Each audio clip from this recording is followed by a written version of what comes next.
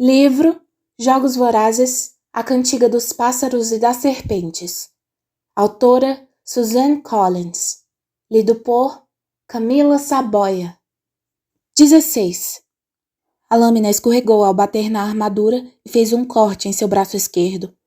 Coriolanus pulou para trás, golpeando na direção de Bobbin, mas só encontrou o ar. Ele caiu em uma pilha de destroços, tábuas velhas e gesso, e suas mãos procuraram ao mesmo tempo por algum tipo de defesa. Bobbin pulou nele de novo e apontou a faca para seu rosto.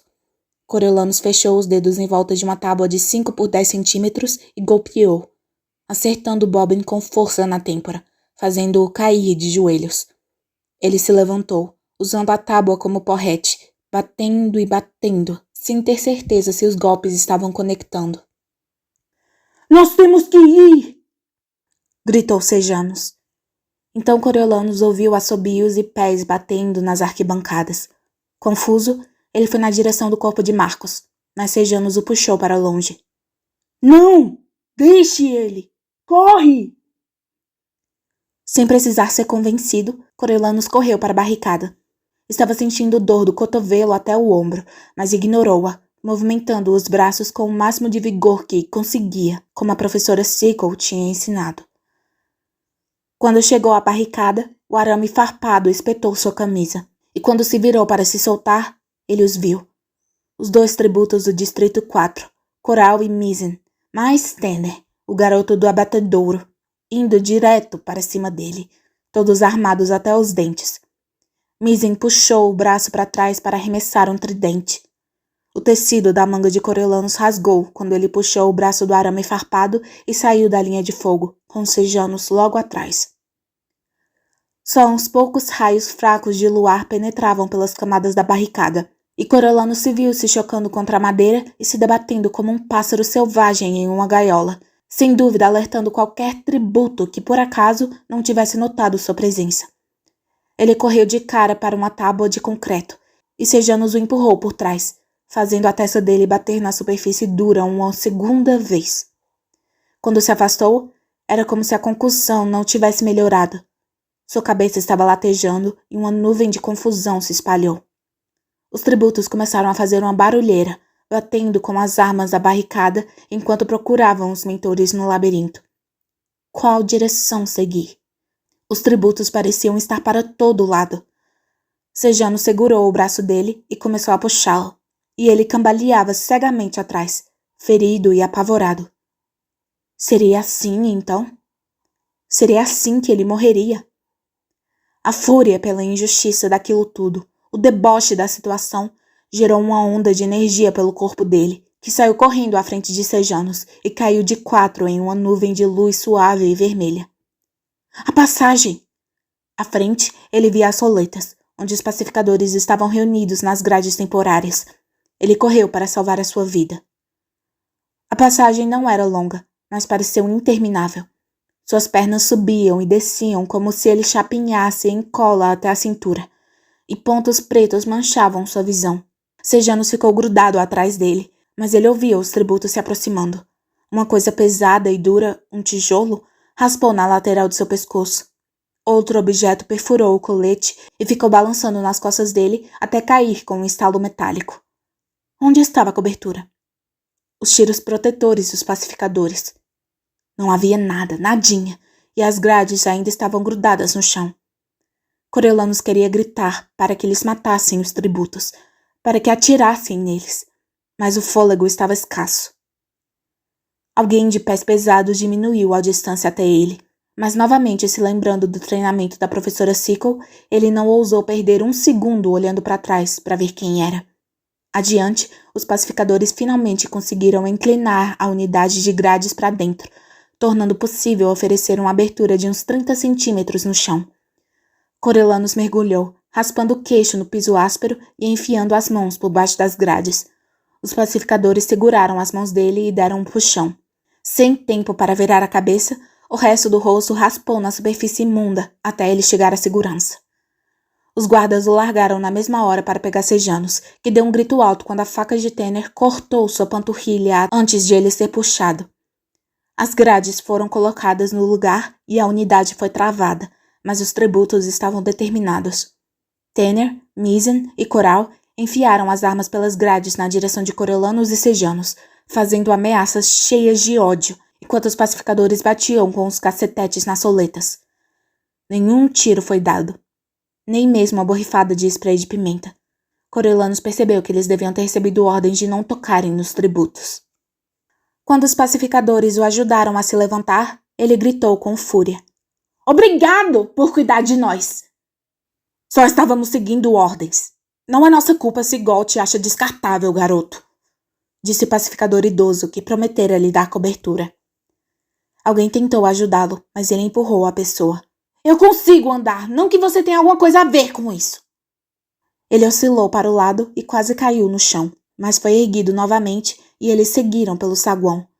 Coriolanos balbuciou uma longa série de obscenidades que não surtiram efeito algum e ficou nas mãos dos pacificadores como um peso morto, até o largarem sem cerimônia nenhuma do lado de fora da arena. Depois de 1 minuto, eles jogaram Sejanos ao lado dele. Os dois ficaram ofegando no piso que decorava a parte externa da arena. Me desculpe, Cório, disse Sejanos. Me desculpe. Cório era um apelido usado por velhos amigos, pela família, por pessoas que Coriolanos amava. E aquele era o momento em que Sejanos decidia experimentar usá-lo? Se tivesse energia, Coriolanos teria esticado as mãos e o estrangulado. Ninguém deu atenção aos dois. A mãe de Sejanos tinha sumido. A doutora Gol e o reitor Highbottom estavam debatendo níveis de áudio enquanto observavam as imagens na van. Os pacificadores estavam em pequenos grupos espalhados, esperando instruções. 5 minutos se passaram até que uma ambulância apareceu e abriu as portas de trás. Os garotos foram colocados para dentro sem receberem uma olhada sequer das autoridades.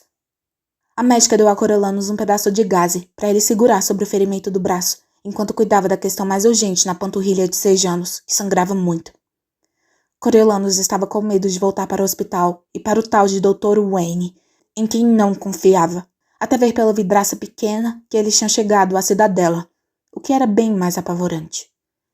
Foram colocados em macas e levados para o laboratório onde Clemência tinha sido atacada, e isso fez Coriolanos imaginar que modificações haviam sido reservadas para ele. Acidentes deviam ser comuns no laboratório, porque uma pequena clínica médica os aguardava.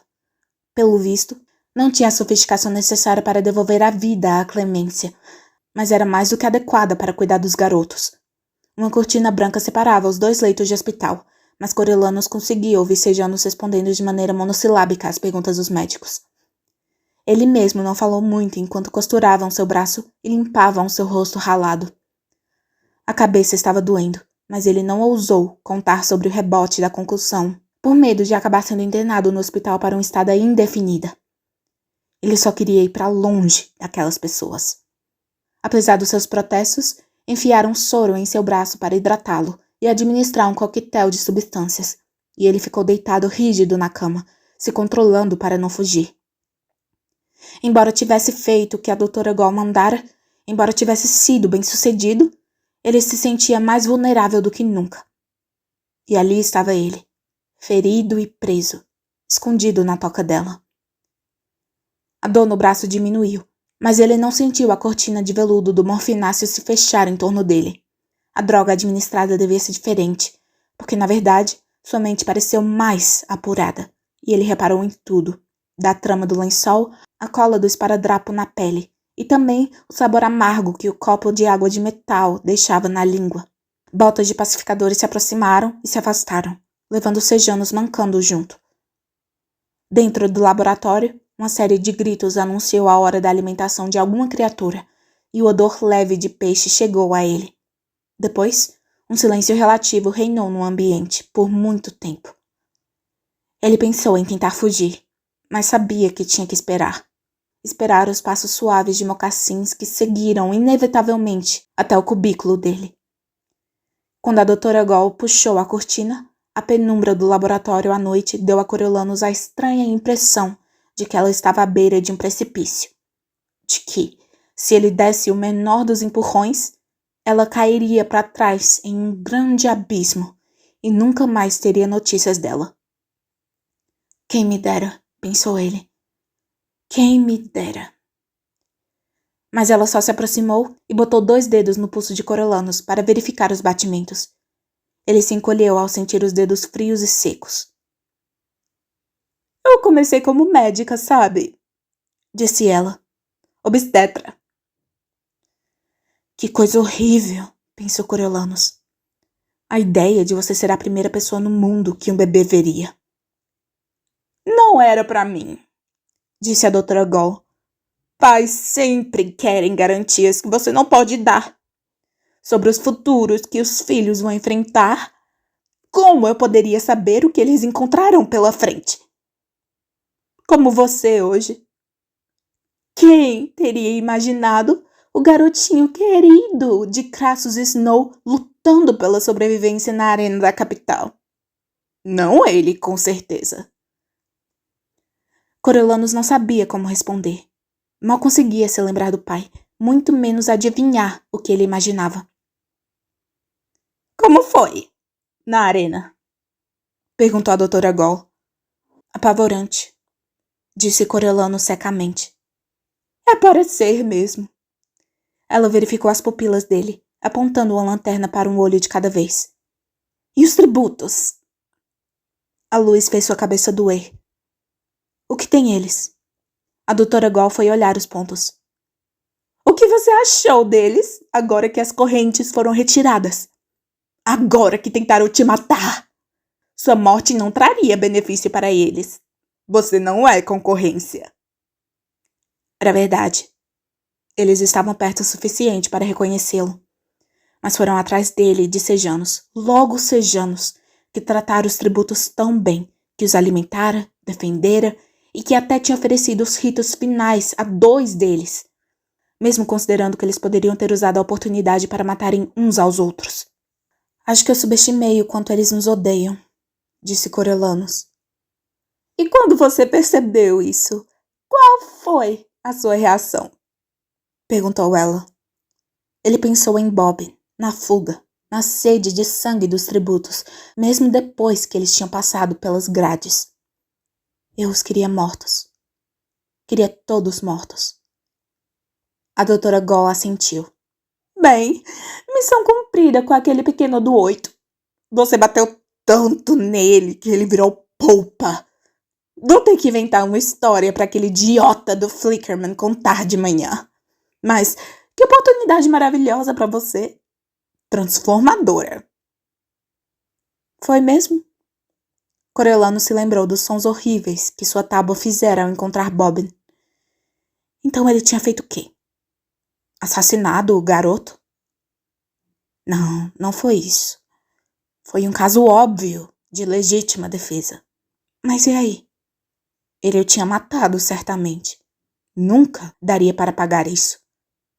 Não dava para recuperar essa inocência. Ele tinha tirado uma vida humana. Não foi? Mais do que eu podia ter esperado. Eu precisava que você tirasse sejanos da arena, claro, mas queria que você também sentisse gostinho, disse ela. Mesmo que me matasse? Perguntou Coriolanus. Sem a ameaça de morte, não teria sido uma lição válida, disse a doutora Gall. O que aconteceu na arena? Aquilo é a humanidade despida. Os tributos. E você também. Como a civilização desaparece rapidamente. Todas as suas boas maneiras, a educação, a formação da família, tudo de que você se orgulha, arrancado num piscar de olhos, revelando o que você realmente é. O menino com um porrete que bate em outro até matá-lo. Isso é a humanidade em seu estado natural. A ideia, exposta assim, o chocou, mas ele deu uma risada hesitante. Somos mesmo tão ruins assim? Eu diria que sim, claro, mas é uma questão de opinião pessoal. A doutora Gall puxou um rolo de gaze do bolso do jaleco. O que você acha? Eu acho que não teria batido em ninguém até matar se a senhora não tivesse me jogado naquela arena. Retorquiu ele. Você pode botar a culpa nas circunstâncias, no ambiente, mas foi você quem fez as escolhas que fez. Mais ninguém. É muita coisa para assimilar de uma vez só, mas é essencial que você faça um esforço para responder essa pergunta. Quem são os seres humanos? Pois quem somos determina o tipo de governo de que precisamos. Mais tarde, espero que você possa refletir e ser honesto consigo mesmo sobre o que aprendeu hoje. A doutora Gol começou a enrolar o ferimento dele com a gaze. E alguns pontos no braço são um preço baixo a pagar por isso. As palavras dela provocaram náusea em Coriolanos, mas estava ainda mais enfurecido de ela o ter obrigado a matar só por causa da tal lição. Uma coisa importante assim deveria ter sido decisão dele, não dela. Só dele. Então, se eu sou um animal cruel, quem a senhora é? É a professora que enviou um aluno para espancar outro garoto até a morte. Ah, sim! Esse papel sobrou para mim. Ela terminou de fazer o curativo. Sabe, o reitor Highbottom e eu lemos sua redação toda. Sobre o que você gostava na guerra. Muita enrolação. Besteira até. Até chegar ao final. A parte sobre controle. Como sua próxima tarefa, eu gostaria que você elaborasse mais sobre aquilo. O valor do controle. O que acontece sem ele. Leve o tempo que precisar, mas pode ser um bom acréscimo à sua candidatura ao prêmio. Coriolano sabia o que acontecia sem controle. Tinha visto recentemente no zoológico, quando Aracne morreu. Na arena, quando as bombas dispararam. E novamente naquela noite. É o caos que acontece. O que mais há para ser dito? Ah, muita coisa, eu acho. Comece com isso. Caos. Quando não há controle, nem lei, nem governo nenhum. Como quando se está na arena. Para onde vamos de lá? Que tipo de acordo é necessário se queremos viver em paz? Que tipo de contrato social é exigido para a sobrevivência? Ela tirou o soro do braço dele. Vamos precisar de você aqui novamente em 2 dias para dar uma olhada nesses pontos. Até lá, eu guardaria o evento dessa noite só para mim. É melhor você ir para casa e dormir umas horinhas. Por incrível que pareça, seu tributo ainda precisa de você. Depois que ela saiu, Coriolanos vestiu lentamente a camisa cortada, rasgada e suja de sangue e fechou os botões. Andou sem rumo até encontrar o elevador que o levasse até o térreo, e guardas desinteressados fizeram sinal para ele sair. Os bondes paravam à meia-noite, e os relógios da capital mostravam que eram 2 horas. Então, ele virou os sapatos imundos na direção de casa. O carro luxuoso do Splint apareceu ao lado dele, e a janela que se abriu revelou o Avox, que saiu e abriu a porta de trás para ele. Coriolanos supôs que ele já tivesse levado os sejanos para casa, e a senhora Plint o tinha mandado voltar. Como o carro estava vazio, ele entrou. Aceitaria uma última carona, e depois disso, ele não queria mais saber daquela família. Quando o motorista o deixou na porta do prédio, ofereceu a Coriolanos um saco de papel grande. Antes que ele pudesse protestar, o carro se afastou. No apartamento, ele espiou lá dentro e viu Tigres esperando perto da mesa de chá, enrolada em um casaco de pele velho que tinha sido da mãe dela. Era seu cobertor de segurança, assim como o pó compacto de rosas era dele, antes de o transformar em arma. Ele pegou um paletó da escola no armário de casacos e vestiu por cima da camisa destruída, antes de entrar para vê-la. Coriolanos tentou falar com indiferença sobre a noite terrível. Não é possível que a noite seja tão ruim a ponto de você precisar do casaco. Ela afundou os dedos no material que a envolvia. Me conta você. Vou contar, tudinho, mas de manhã está bem? Disse ele. Está bem. Quando esticou os braços para dar um abraço de boa noite, Ela sentiu o volume do curativo no braço. Antes que pudesse impedi-la, ela puxou o paletó e viu o sangue. Tigris mordeu o lábio. Córeo, fizeram você entrar na arena, não foi? Ele a abraçou. Não foi tão ruim assim. Eu estou aqui. E tirei Sejanos de lá. Não foi tão ruim? É horrível pensar em você lá dentro. Pensar em qualquer pessoa lá dentro, exclamou ela. Pobre Lucy Gray. Lucy Gray. Agora que ele tinha estado na arena, as circunstâncias dela pareciam ainda piores do que antes. A ideia dela encolhida em algum lugar na escuridão fria da arena, petrificada demais para fechar os olhos, o fez sofrer. Pela primeira vez, ele ficou feliz de ter matado Bobbin. Pelo menos, a tinha salvado daquele animal. Vai ficar tudo bem, Tigres. Mas você tem que me deixar descansar um pouco. Você também precisa dormir. Ela assentiu, mas ele sabia que ela teria sorte se conseguisse dormir 1 hora ou 2. Ele entregou o saco para ela. Cortesia da senhora Plint. É o café da manhã pelo cheiro. Nos vemos de manhã? Sem se dar o trabalho de tomar banho, ele desabou em um sono profundo até o som da avó cantando o hino o acordar. Era hora de se levantar mesmo. Dolorido da cabeça aos pés, ele foi até o chuveiro, retirou a gaze do braço e deixou que a água quente maltratasse a pele ralada. Ainda tinha um tubo de pomada da época que passou no hospital, e apesar de não ter certeza sobre o uso, passou no rosto e no queixo. Os pontos do braço ficaram roçando na camisa limpa, mas não sangraram. Ele usaria o paletó só por garantia. Depois de colocar uma escova de dentes e um uniforme limpo na mochila, ele deu uma última olhada no espelho e suspirou. Acidente de bicicleta, pensou ele. Vai ser essa a história. Mesmo eu não tenho uma bicicleta que funcione há anos. Bom, agora ele tinha uma desculpa para as péssimas condições em que se encontrava.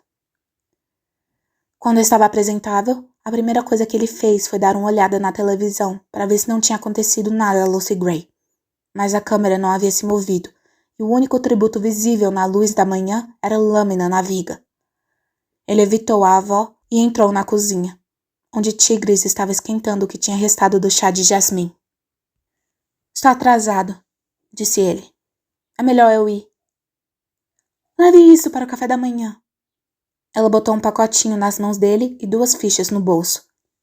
E vá de bonde hoje. Como precisava economizar energia, ele fez o que ela mandou. Foi de bonde e comeu 2 sanduíches de ovo com salsicha que a senhora Plint tinha enviado. Seu único arrependimento em abandonar os Plint seria perder a comida dela. O corpo estudantil principal tinha sido instruído a se apresentar às 7:45, e os madrugadores consistiam nos mentores ativos e alguns Avoxes arrumando o salão. Coriolanus não pôde deixar de olhar com culpa para Juno Phipps, que estava discutindo sua estratégia com Domitia, quando podia ter dormido até mais tarde. Ele não gostava muito dela, pois sempre jogava sua linhagem familiar na cara dele, como se a dele não fosse boa. Mas a noite anterior também não tinha sido justa com ela. Ele se perguntou como revelariam a morte de Bobbin e o que ele sentiria quando fizessem isso, além de enjoado. A única coisa sendo servida em Heavensby Hall era chá, o que gerou reclamações de Festus. Se temos que chegar cedo, era de se pensar que podiam ao menos nos alimentar. O que aconteceu com a sua cara? Caí de bicicleta, disse Coriolanus bem alto, para que todo mundo ouvisse. Ele jogou o saco com o último sanduíche para Festus, feliz em poder oferecer comida daquela vez. Ele devia mais refeições aos Creed do que gostava de lembrar. Obrigado, parece uma delícia, disse Festus, dando uma mordida na mesma hora. Lysistrata recomendou um creme para que as feridas não infeccionassem, e eles foram se sentar conforme os colegas começavam a chegar. Apesar de o sol ter nascido havia algumas horas, nada tinha mudado na tela, exceto pelo desaparecimento do corpo de Marcos. Acho que tiraram, disse Pup. Mas Coriolanus achava que talvez ainda estivesse perto da barricada, onde ele e Sejanus o abandonaram na noite anterior, fora do alcance da câmera. Quando deu 8 horas, todos se levantaram para o hino, que seus colegas pareciam estar finalmente aprendendo, e Lucky Flickerman apareceu, dando boas-vindas a todos no segundo dia de Jogos Vorazes. Enquanto vocês estavam dormindo, uma coisa importante aconteceu. Que tal darmos uma olhada? Cortaram para uma imagem ampla da arena e viraram a câmera lentamente até a barricada, dando zoom. Como Coriolanus desconfiava, o corpo de Marcos estava onde ele e Sejanus largaram. A uma distância curta, a forma surrada de Bobbin estava caída sobre um pedaço de concreto. A aparência estava muito pior do que ele imaginava. Os membros ensanguentados, o olho desalojado, o rosto tão inchado a ponto de ficar irreconhecível. Ele tinha mesmo feito aquilo com outro garoto? E um garoto tão novo, pois morto, Bobbin parecia menor do que nunca. Perdido naquela teia escura de pavor, Coriolanus tinha sim feito aquilo. Sua testa ficou coberta de suor e ele tinha vontade de sair do salão, do prédio, do evento como um todo. Mas claro que aquilo não era uma opção. Quem era ele? Sejanus? Depois de uma boa olhada nos corpos, a imagem voltou para Lucky e ele ponderou sobre quem poderia ter feito aquilo. Mas seu humor mudou abruptamente. Uma coisa que sabemos é que temos algo a comemorar. Caiu confete do teto e Lucky soprou como louco uma corneta de plástico. Porque acabamos de chegar na metade! Isso mesmo, 12 tributos estão mortos e só restam 12. Um fio de lenços coloridos saiu da mão dele. Ele girou em volta da cabeça, dançando e comemorando. Viva! Quando finalmente sossegou, ele adotou uma expressão triste. Mas isso também quer dizer que temos que nos despedir da senhorita Juno Phipps. Lépidus? Lépidus já tinha se posicionado na ponta do corredor de Juno, e ela não teve escolha além de se juntar a ele e lidar com a decepção sob a mira da câmera. Se tivesse sido avisada um pouco antes, Coriolanus achava que ela teria se comportado de forma mais graciosa, mas ela acabou falando com amargura e desconfiança, questionando os desenvolvimentos recentes, enquanto exibia um fichário de couro com o brasão da família Phipps.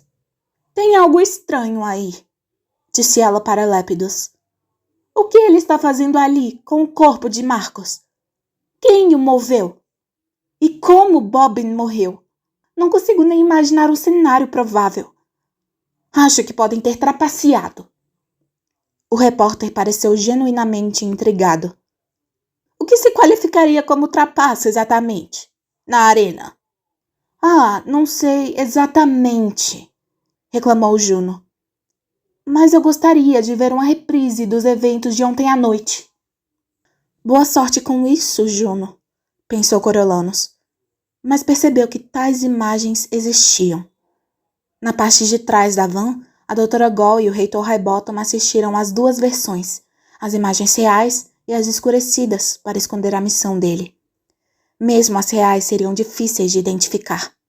Ainda assim, ele não gostava de pensar que existia um registro em algum lugar, ainda que obscurecido, de quando ele matou Bobbin. Se aquilo se espalhasse...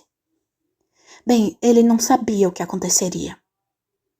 Mas o deixava inquieto. Lépidus não se demorou com Juno, uma má perdedora que não tinha a graça de Félix, e ela foi orientada a voltar para o lugar com um tapinha de consolo nas costas. Ainda cintilando com confete no corpo, Lucky pareceu alheio aos sentimentos de Juno. Ele se inclinou na direção da câmera, mal contendo a alegria. E agora? O que vocês acham? Temos uma grande surpresa, principalmente se você for um dos 12 mentores que restam. Coriolanus só teve um momento para trocar olhares de questionamento com os amigos, antes que Lucky percorresse o estúdio e revelasse Sejanus, sentado ao lado do pai, Strabo Plint, cuja expressão severa parecia entalhada do granito do distrito dele.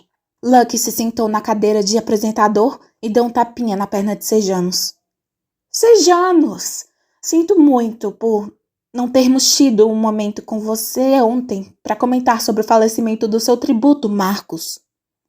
Sejanus apenas encarou Lucky sem compreender. Lucky pareceu reparar pela primeira vez no rosto ralado dele. O que está acontecendo aqui? Você parece que andou se misturando. Eu caí de bicicleta, respondeu Sejanus, e Coriolanos fez uma careta leve. 2 acidentes de bicicleta no mesmo período de 12 horas parecia mais do que coincidência. Ai! Bom, acho que você tem uma notícia importante para compartilhar com a gente, disse Lucky com um movimento encorajador de cabeça. Sejanus baixou o olhar por um momento, e embora o pai não olhasse para o filho e vice-versa, parecia estar acontecendo uma batalha ali. Sim, disse Sejanus. Nós, a família Plint, gostaríamos de anunciar que financiaremos uma bolsa de estudos completa na universidade para o mentor cujo tributo vencer os Jogos Vorazes. Pup soltou um gritinho, e os outros mentores sorriram uns para os outros. Coriolano sabia que a maioria não precisava do dinheiro tanto quanto ele, se é que precisavam. Mas seria uma conquista para qualquer um. Sensacional! Disse Lucky. Que emoção! Os 12 mentores restantes devem estar sentindo agora. Foi ideia sua, Strabo? Criar o prêmio Plint? Foi do meu filho, na verdade, disse Strabo, repuxando as beiras dos lábios no que Coriolanos achou que podia ser uma tentativa de sorriso. Bem, que gesto generoso e apropriado, principalmente considerando a derrota de Sejanus. Você pode não ter ganhado os jogos, mas certamente leva para casa o prêmio de boa esportiva. Acho que falo pela capital quando ofereço meus agradecimentos. Lucky sorriu largamente para os dois, mas como não houve nada em resposta, ele fez um gesto com o braço. Muito bem, de volta à arena! A mente de Coriolanos gritava com um novo desdobramento.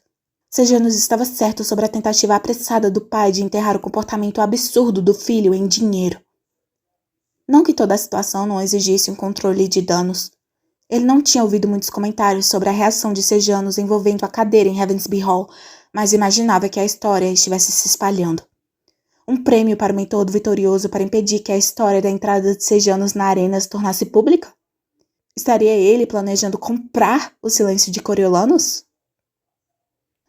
Não importa, isso não importa, disse Coriolanos para si mesmo. A notícia relevante era a possibilidade de ganhar o prêmio Plint. Não dependia da academia, então o reitor Highbottom não teria como se meter. Nem a doutora Gall.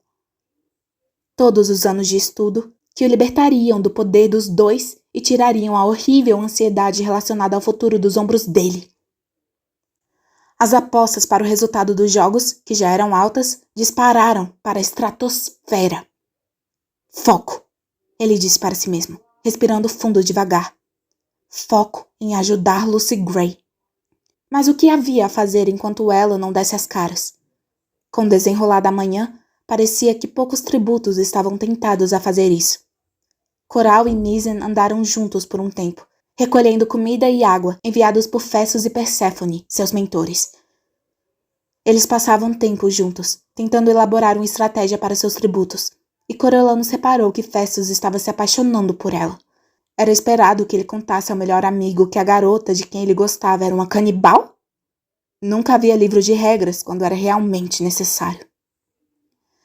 Quando voltaram à plataforma depois do almoço, eles viram que as cadeiras dos mentores tinham sido reduzidas a 12, deixando espaço apenas para os que ainda tinham tributos nos jogos.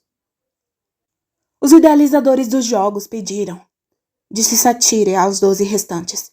Fica mais fácil para os espectadores acompanharem quem ainda está na competição. Vamos continuar removendo cadeiras conforme os tributos forem morrendo. Como uma dança de cadeiras, disse Domitia com expressão satisfeita. Só que com gente morrendo, observou Lysistrata. A decisão de tirar os perdedores da plataforma deixou Lívia ainda mais amarga, se é que isso era possível, e Coriolanos ficou feliz de vê-la relegada à seção da plateia comum, onde ele não teria que ouvir os comentários mordazes dela. Por outro lado, ficava mais difícil se distanciar de Clemência, que parecia passar todo o tempo livre olhando para ele de cara feia. Ele se posicionou na última fileira, entre Festus e Lysistrata, e tentou parecer estar prestando atenção. Com o passar da tarde, sua cabeça foi ficando pesada, até que Lysistrata teve que o cutucar 2 vezes para que ele ficasse acordado. Talvez fosse bom o de exigir tão pouco dele, considerando que a noite anterior quase o tinha matado. Houve poucas aparições de tributos, e Lucy Gray permaneceu completamente escondida. Foi só no fim da tarde que os Jogos Vorazes finalmente apresentaram o tipo de ação que as pessoas esperavam. A garota tributo do Distrito 5, uma coisinha frágil que, para Coriolanus, fazia parte do grupo dos mal-lavados, foi para a arquibancada do lado extremo da arena. Ele não conseguiu se lembrar do nome dela, mas Luck conseguiu conectá-la à mentora igualmente esquecível, Ifigênia Moss, cujo pai supervisionava o departamento de agricultura e, consequentemente, o fluxo de alimentos de Panem. Ao contrário das expectativas, Ifigênia sempre parecia à beira da subnutrição. Oferecia o almoço da escola aos colegas e até desmaiara algumas vezes. Uma vez, Clemência disse a Coriolanus que era a única vingança que ela podia usar contra o pai, mas se recusou a dar mais detalhes. Fiel a esse comportamento, Ifigênia começou a enviar toda a comida que podia para a garota tributo, mas enquanto os drones faziam um longo percurso sobre a arena, Misen, Coral e Tanner, que pareceram ter formado uma espécie de grupo depois da aventura da noite anterior, se materializaram dos túneis e começaram a caçada. Depois de uma breve perseguição pela arquibancada, o trio cercou a garota e Coral a matou com um golpe de tridente no pescoço. Bom, foi isso, disse Lucky, ainda sem conseguir lembrar o nome do tributo. O que a mentora dela pode nos dizer? Ifigênia já tinha ido até Lépidos. O nome dela era Sol, ou talvez fosse Sal. Ela tinha um sotaque engraçado. Não há muito mais o que contar. Lépidos pareceu inclinado a concordar. Bom trabalho por fazê-la chegar à segunda metade, Albina. Ifigênia! Disse Ifigênia por cima do ombro, enquanto andava para fora da plataforma. Isso mesmo! Disse Lépidos. E isso quer dizer que só restam 11 tributos. O que quer dizer 10 entre mim e aquele prêmio, pensou Coriolanus, enquanto via um Avox retirar a cadeira de Ifigênia. Ele desejou poder mandar comida e água para Lucy Gray. O que aconteceria se ele enviasse sem saber a localização dela? Na tela, o grupo recolheu a comida de Sol ou Sal e voltou para os túneis, provavelmente para descansar um pouco antes da noite chegar. Ele deveria arriscar agora? Ele discutiu em sussurros com Lysistrata, que achava que valeria tentar, se eles enviassem drones juntos. Nós não queremos que eles fiquem fracos e desidratados demais. Acho que Jessup não come nem bebe nada há dias. Vamos esperar, para ver se eles vão tentar fazer contato com a gente. Vamos dar a eles até a hora do jantar. Mas Lucy Gray fez uma aparição na hora que o corpo estudantil estava sendo liberado para ir para casa. Ela saiu correndo de um túnel a toda velocidade, o cabelo esvoaçante se soltando das tranças. Cadê o Jessup? Perguntou Lysistrata com a testa franzida. Por que eles não estão juntos? Antes que Coriolanus pudesse arriscar um palpite, Jessup saiu cambaleando do mesmo túnel de onde Lucy Gray tinha corrido. Primeiro, Coriolanus achou que ele tivesse sido ferido, talvez enquanto defendia Lucy Gray. Mas o que motivara a fuga dela? Havia outros tributos os perseguindo? A câmera fechou em Jessup e ficou claro que ele estava doente, não ferido. Com membros rígidos e agitados de empolgação, ele moveu a mão na frente do sol algumas vezes, antes de se agachar e se levantar quase imediatamente, quando a câmera deu um close em seu rosto pela primeira vez. Coriolanus se perguntou se Lucy Gray tinha encontrado um jeito de envenená-lo, mas não fazia sentido. Jessup era valioso demais como protetor, principalmente com um grupo que tinha se formado na noite anterior correndo por aí. O que o atormentava, então? Vários males poderiam tê-lo afligido. Uma série de doenças poderiam ser consideradas, se não fosse a espuma reveladora que começava a deixar os lábios dele.